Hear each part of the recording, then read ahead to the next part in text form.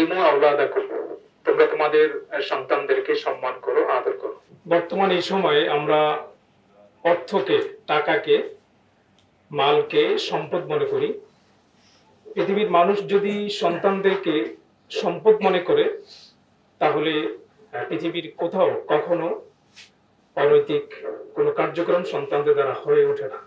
পরিবার যদি ইতিবাচক তাদের প্রতি প্রদর্শন করে, তাহলে অবশ্যই প্রত্যেকটা সন্তান ভালো হয়ে এবং সমৃদ্ধ ক্যারিয়ার গঠন করবে এবং আখলাকের দিক থেকে সুন্দর চরিত্রবান হয়ে গড়ে উঠবে।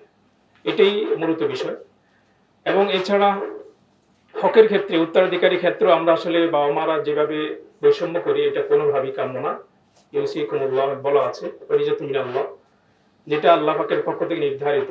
কাজে সেক্ষেত্রে যদি আমরা বাবা মা যদি সন্তানদের প্রতি অবিচার করি, সেটা কোনোভাবেই কাম্য না।